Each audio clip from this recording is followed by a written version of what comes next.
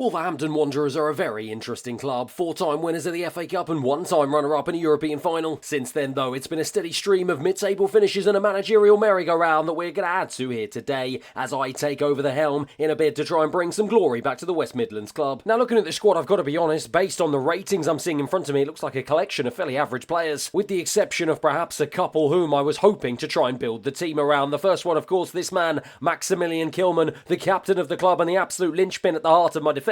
But with West Ham United managing to secure the young man's services for £40 million in real life, and of course me wanting to be as realistic as possible in the start of this Wolves career mode, unfortunately I've had to try and negotiate a deal for the Englishman as well. Frustratingly, it's not going to be as eye-watering as that £40 million price tag in real life, as Eddie Howe has seemingly been able to snap up his services on a pretty bargain deal, as the Wolves captain becomes the first man to depart the club in this canoe career mode for a fee worth a measly £14.5 million. So with one of my key men gone, it's time to turn my attention to my second, and that is, of course, the 23-year-old Portuguese international Pedro Neto. He is by far and away the most creative and influential figure we now have remaining here at Wolverhampton Wanderers, and despite him still having 4 years left remaining in his contract, I'm eager to meet with both he and his agent just to outline my plans for the season and make it very clear to him that I'm hoping to build the team around him. However, he and his agent have made it abundantly clear to me that no matter what I say to him nor what I offer him, it's not going to change his thought process here at the club, and that is because he's a young man with ambition and eyes on playing European football as quickly as possible. Now obviously I've made it abundantly clear to him that that is not something I'm going to be able to offer him this season, but he has also made something abundantly clear to me that if we do not qualify for European football at the end of this season, he has absolutely no interest whatsoever in continuing here at Wolverhampton Wanderers, and if a big team decides to go in for him, he desperately wants me to sell him to them. I tried everything I could to convince him that his long-term future remains here at Wolverhampton Wanderers, but he is steadfast in his belief to want to play European football, and so it means just one day into my reign as new Wolverhampton Wanderers manager, not only have I lost my best defender to Newcastle United on a really cheap deal, but I'm also going to potentially lose my best attacker at the end of the season if we don't qualify for European football. If we are going to try and achieve those ambitions though, I think we're going to have to start by making some changes to this tactical setup. Now obviously the three at the back has worked well for Wolves in real life, but with the departure of Kilman leaving me with just 3 senior centre-backs at the club, all of whom are pretty average in their overall rating, I'm not really sure that this is going to be the setup that's going to bring us some long-term success. Now you may think we might actually have some pretty decent wide players who can play those wing-back positions, more specifically this man Rayam Aït-Nouri, but with the Algerian just being 22 years of age and easily being able to transition to be a left-back, I'm pretty confident that he might be fairly successful in a 4-man defence. And whilst on the other side we've got Nelson Semedo and Matt Doherty, both of whom are more suited to playing in a wing-back position, with Nelson Semedo being 29 years of age and only 79 rated, highly unlikely to improve, and with Matt Doherty now being 31 and only 74 rated, I'm planning to stick him on the transfer list and maybe see if I can bring someone in who can properly compete with this man Nelson Semedo across the course of the season. So I'm thinking it might make the most sense to move away from this 5-2-3 setup into a more 4-2-3-1 system. It's a setup that will hopefully give us a little bit more balance right across the pitch. However, as you may already have noticed, by switching to this new tactical system, it has left me in a position where I don't have someone who's going to be able to play in this central attacking midfield role. Now whilst it seems to have moved this man Matheus Cunha, the 24-year-old Brazilian, into that striking position to lead the line for me, with him having the versatility to be able to play in a central attacking midfield position, I think that's going to be a role that's going to be far more suited to his statistics. So it means if I do move the Brazilian into that position, once again, it's then going to leave a gaping hole up front. And so it looks like the only other option that I've got to play in that position is the now 77 rated 31-year-old Pablo Sarabia. But realistically, with his age and his ability, I'm not quite sure he is going to be the man that's going to be able to lead us to European glory this season. So it kind of leaves me with a very interesting decision to make. Now, as always, with you guys taking a key role in the direction of my career modes, I want to leave the decision as to what I'm going to do up front to you. Do I stick with Pablo Sarabia as the number 1 man to lead the line for me? Do I potentially recall the loan spell of this man, the 20-year-old Fabio Silva, to try and resurrect the career of the former wonder kid? Or do I try and use some of this £55 million transfer budget to bring in a big name replacement? Do bear in mind that I've still got to balance the books, as I've got a lot of other players and a lot of other areas of the team that I still want to improve as well. So as ever, of course, let me know what you think down below. Speaking of making improvements to the squad though, since this switch to this new tactical setup, I think it's time to take a quick look at some of the players that we've got at our disposal to see what areas of the team that we might still need to improve. Starting off with goalkeeper, I'm actually pretty happy with Jose Sarr. With him being 30 years of age, pretty much in his goalkeeping prime and 79 rated, I think he's a pretty decent man between the sticks, especially at the start of season 1. I've spoken about the potential of this man Rayam Aït-Nouri. Yes, I'm going to switch him to a left back, but with him just being 22 years of age and 78 rated, the world is the oyster for the young man. And with me seemingly having a very high potential backup in this man Hugo Bueno, only 20 years of age, I'm pretty confident that my left side of defence is something that I can rely on over the course of the next few years. Now, I've already spoken about the lack of depth and quality that I have at centre-back, especially now with the departure of Max Kilman and with Craig Dawson already going down by 1 rating to 76. It's certainly an area of the team that I want to improve as quickly as possible before we start the season. I think Nelson Semedo's obviously going to be my number one choice at right back, but with me potentially looking to try and sell this man Matt Doherty, I may want to look for a reserve to try and compete with him as the season progresses. But in the centre of the park, with Mario Lemina now being my new captain and with him having that something special and having the experience to hopefully guide some of the younger players in the team, plus with me having the highly regarded 22-year-old Brazilian João Gomes, just 77 rated, as his partner in midfield. Yes, at just 75 rated and now 25 years of age, Bellegarde may not be someone who's going to compete for a starting spot, but hopefully he can do a job. And with me also having a 21-year-old showing great potential in Boubacar Traoré, I think central midfield is going to be a position that I might want to improve in the future, but I'm okay with at this point in time. However, one area of the team that I think is going to be a real problem is in the wide areas. Yes, I've got the 78 rated Hwang, and of course I've got the man of the moment, the 79 rated Pedro Neto. As you can see, I've got absolutely no one else in reserve in case anything happens to either of these two players. And so whilst the decision is yours as to who is going to be the man to lead the line for me up front, I think the key things that I need to focus on right now are some backup in the wide areas and of course a replacement for Max Kilman at the heart of my defence. And so finally, I think it's time to get down to work. Now, as you can see, I do have a few different options that I can potentially choose from here, but one of those key options that I was considering was this man Nathan Collins, but of course, having played at Wolves before and only just left to Brentford last season, realistically he's probably not going to want to come back to the West Midlands club. Another man I was heavily considering was this man Strahinja Pavlovic, after keeping shackles on Harry Kane in the European Championships, but with him really not having decent pace stats, I'm not quite sure he's going to be able to adapt to Premier League football. And whilst the 17-year-old Lenny Yoro was someone who I would really love to bring to Wolverhampton Wanderers, with him being touted for moves to big clubs like PSG and some of the European giants, is he really going to want to move to the West Midlands club at this point in his career? And with the same being said for the Frenchman Maxence Lacroix, and with Danilo Pereira, despite his Portuguese links already being at PSG, I have decided instead to go with a former Barcelona graduate who's now really starting to show what he can bring to Las Palmas out in La Liga. And of course, he's a young man who I'm sure will be eager to play Premier League football for the first time in his career. As we welcome our first signing of the summer, it's Mika Marmol for £16 million. I want to bring excitement and attractive football to this club, and what better way to do it than bring in a player who has links to Barcelona. As you can see, he's got great physical stats, and I think he has all the capabilities to adapt to the Premier League. He will go straight into my starting 11, and Wolverhampton Wanderers have their first signing of the summer. However, with £37 million still left in the bank, it's time to turn my attention to the wide attacking areas of the pitch. Now, obviously, the likes of Pedro Neto and Hwang are my star men, so realistically, I'm not going to try and look to bring someone in who's going to compete with them for a starting spot. But I was thinking, especially with some of the transfer suggestions that you have provided to me, to bring in someone young who can potentially grow and develop their career here at Wolverhampton Wanderers. Now, someone who I thought would be a really interesting signing would be this man, the 19-year-old Norwegian Andreas Schelderup.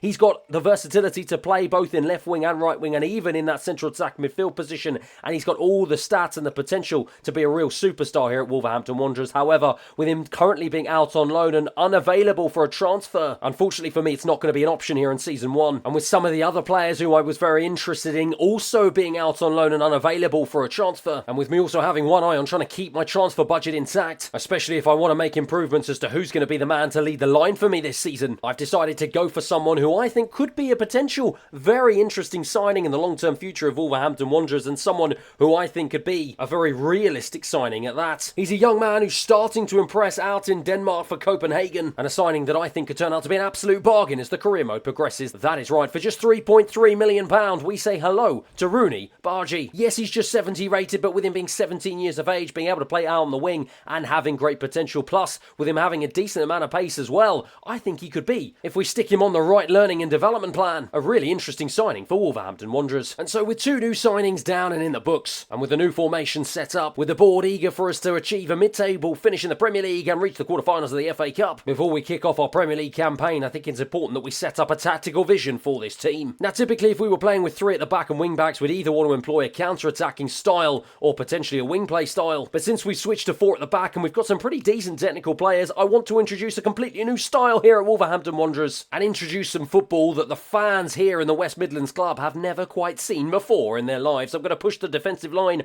right the way up as high as it can possibly go. Whilst we want to maintain possession, I do also want to get my players up in forward positions as much as possible, and of course pile players in the box. But with Manchester United at Old Trafford, the team whom we're going to be kicking off our campaign here against, I am being thrown straight into the deep end in my managerial debut here at Wolverhampton Wanderers. Here is our first look starting 11. As you can see, Jose Sarr in between the sticks, Semedo, Bueno, Marmol and Aït-Nouri. Marmol coming in for his debut in a Wolverhampton Wanderers shirt. Lamina gets the captain's armband with Gomez in midfield. Neto, Cunha and Hwang playing behind Sarabia up front. Here we go then, under the lights in front of a rain-soaked pitch here at Old Trafford. We've got our opportunity to really put a marker down and put a stake in the ground to see what we can do here in this Premier League campaign as it's a ball forward. Tried to play a ball forward there from Sarabia, but it was a really poor one, and that is not the sort of pass you want to make right at the beginning of the game here when your career and your future at Wolverhampton Wanderers is up for debate amongst the fans as look, Malacia tries to get to the edge of the box, cuts it back for Amrabat.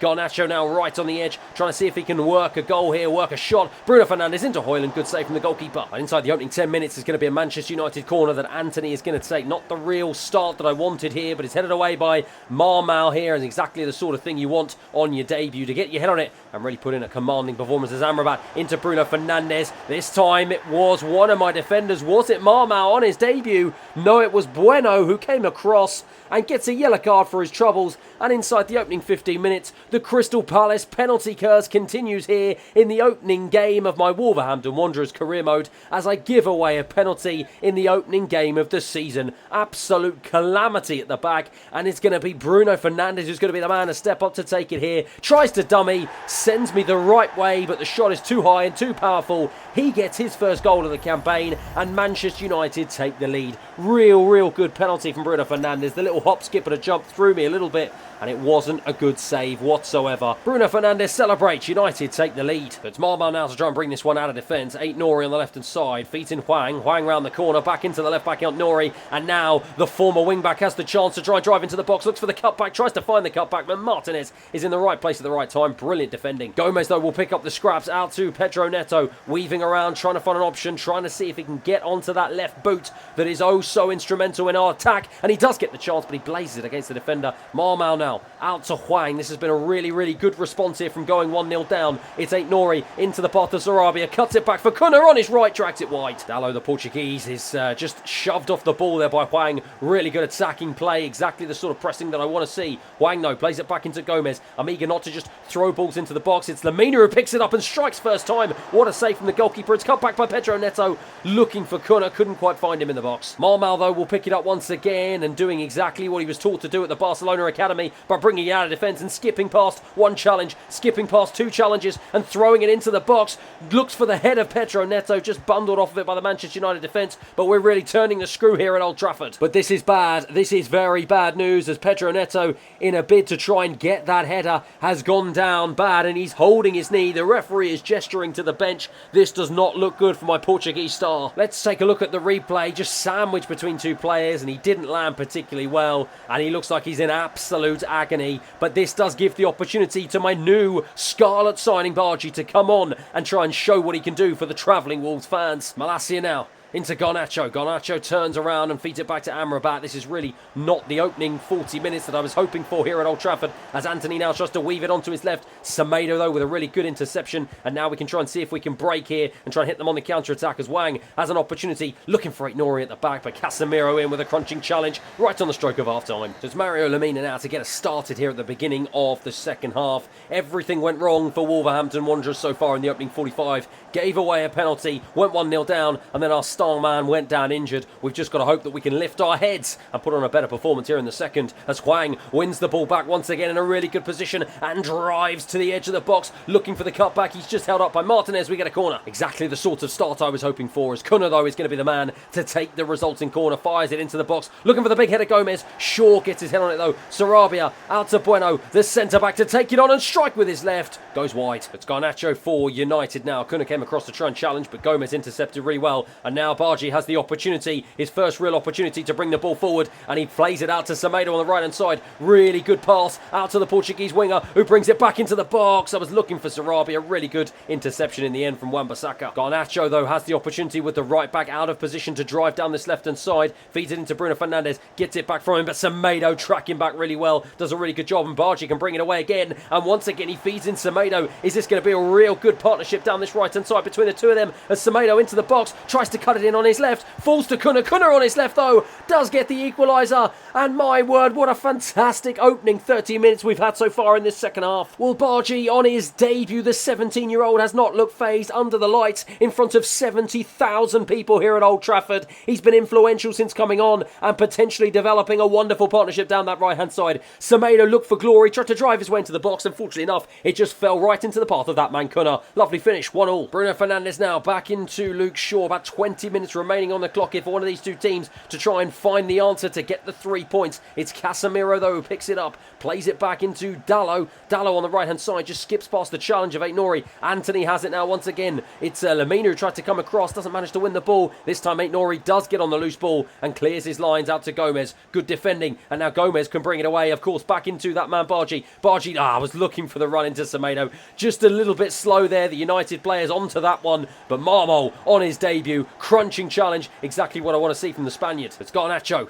That's a Casemiro, just loops it over the top into Anthony. Nice ball into Højlund. Bueno, though, making up for that earlier mistake, giving away a penalty, this time with a brilliant interception and challenge. And now Nelson Semedo, the Portuguese, can try and drive down this right-hand side. I was looking for the ball ahead, but Bargi just straight offside. So Semedo's going to have to go it alone here. Tries to play a ball into the box, looking for the back post, looking for Sarabia. My word, he was just blocked off, but we were inches away there from getting on the end of that one. Anthony now, this game is starting to get stretched in the last few moments, last few minutes, as both teams frantically try and search for a winner here. Anthony can't get past Aït-Nouri, but we give away a foul. And we're deep into stoppage time, with Bruno Fernandes being the man who's going to step over the ball and take the free kick. Throws it into the box. It's headed by Wan-Bissaka. I don't believe it. It loops over Jose Sarr. And Wan-Bissaka, in the dying moments deep into stoppage time, has broken Wolves' hearts right at the death. The Wolves fans cannot believe it, but Manchester United and Old Trafford is rocking. Bruno Fernandes with a wonderful free kick, just floated it into the box. And Wan-Bissaka still had lots to do, but that is a fabulous header. Looped it over the goalkeeper, right into the bottom left-hand corner.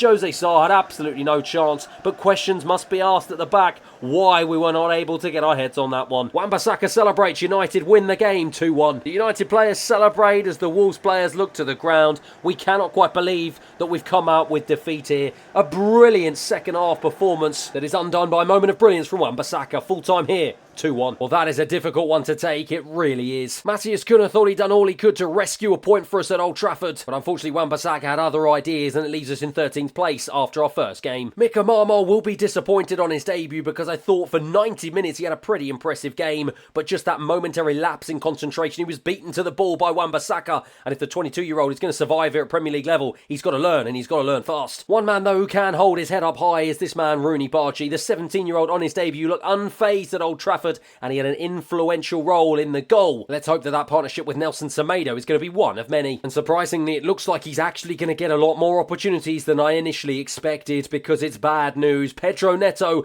has broken his elbow at Old Trafford. He's going to be out for the next 2 months, and that is a huge blow at the start of our season. And with £37 million still left in the bank, it now begs the question, what am I going to do in attacking areas? With Pedro Neto now out for the foreseeable future, do I want to consider bringing in a big money signing to replace him in his absence? Or do people want me to spend that money on a number 9 who's going to be leading the line for me this season? Once again, let me know what you think down in the comments below. For now, though, it's time to see if we can put that disappointment behind us, as we are heading to the Molineux for the first time this season to play in front of our home fans against Brighton. It's our first opportunity to get 3 points this season, and we're going to hope to try and see if we can bounce back with immediate effect. There's only going to be one change to the team that started against Manchester United, and of course, you guessed it, it is with Pedro Neto out. Bargy getting his first opportunity to make a starting debut in a Wolverhampton Wanderers shirt. Mika Marmol now to try and bring the ball out of defence and try and ignite this attack so far as Semedo has it, plays it out to Bargy, those two combining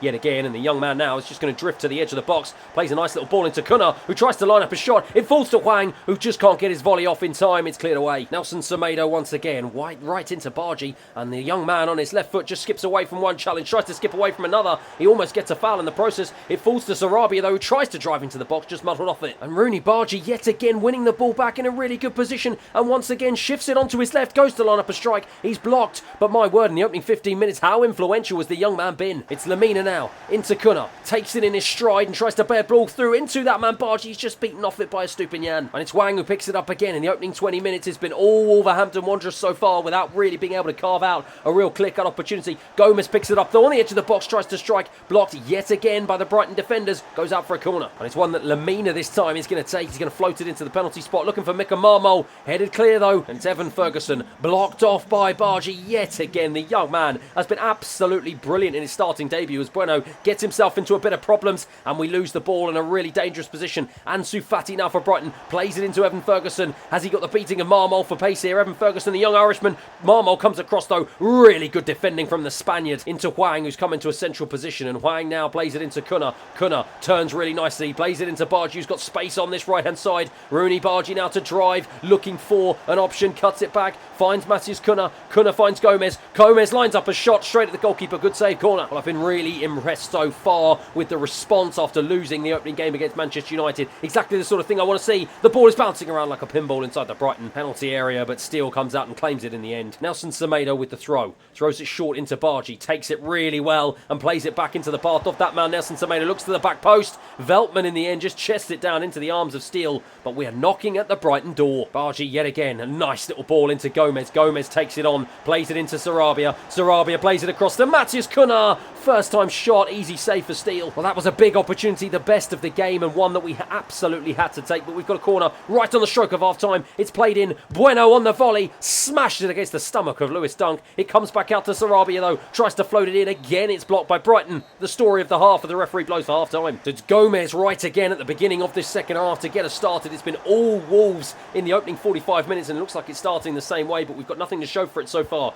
Gomez though plays it back to Bueno. We're going to look to try and change tack. Plays it out to Semedo on the right hand side. Semedo with a short ball. Bargy just tried to take it on the turn. Couldn't quite though. Semedo wins it back well. Pressing high. Exactly the sort of thing I want to see from my Wolves players here. Semedo plays it back into that man Bargy. He tries to shift it onto his left. Looks to line up the strike. In the end he's just blocked off by Igor, but good play once again from Wolves. Estupiñán plays it into the path of Ansu Fati. He's got the beating of Nelson Semedo for pace, who's frantically trying to come back across the cover. Does just about enough, but Estupiñán picks it up again. Ansu Fati trying to shape up a shot on his right hand side. Plays it back into Billy Gilmore though. The attack still goes, but Aït-Nouri blocks it off. Really good defending. Plays it into Hwang, and now the young man can try and see if he can bring this one forward. Hwang into the centre. Plays it back across into the left hand side to Aït-Nouri. Aït-Nouri has the option of Cunha in the box. Doesn't decide to use him. Cuts it back in. Eventually finds Cunha, but he can't find the space to try and line up a shot. Lamina plays it over to Semedo in the end. Semedo takes it on, throws it into the box. I was looking at the back post. In the end, the chance is gone. Well, Brighton are defending in numbers at the back here. Every single time I get some sort of opportunity, they manage to block the shot, but it's Bargy once again driving into the box. Looks for the cut back. It's blocked again. It's Aït-Nouri for Wolves now to try and bring this forward. The left back steaming down this right hand side.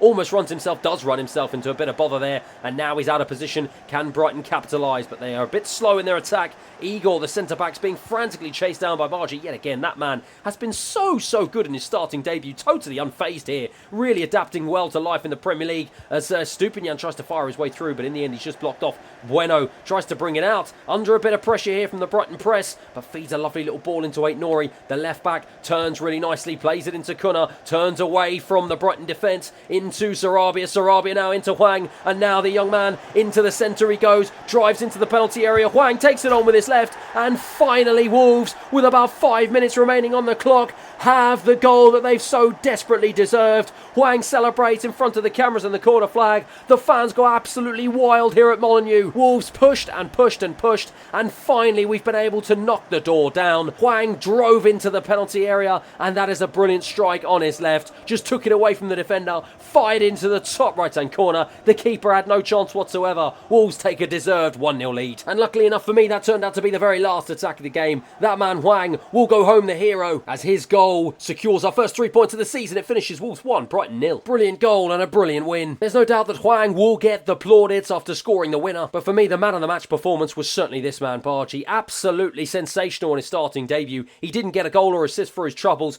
but my word, his performance deserved one. Brilliant start to life in a Wolves shirt. But with Sarabia continuing to be fairly anonymous up front, I still do feel like we need something in the attacking areas. So once again, scouts at the ready, let me know what you think. I've got £37 million in the bank. How do you want me to spend it? As that is going to be that for the end of today's episode. Thank you everyone for watching. I hope you've enjoyed it, and hopefully I'll see you again next time.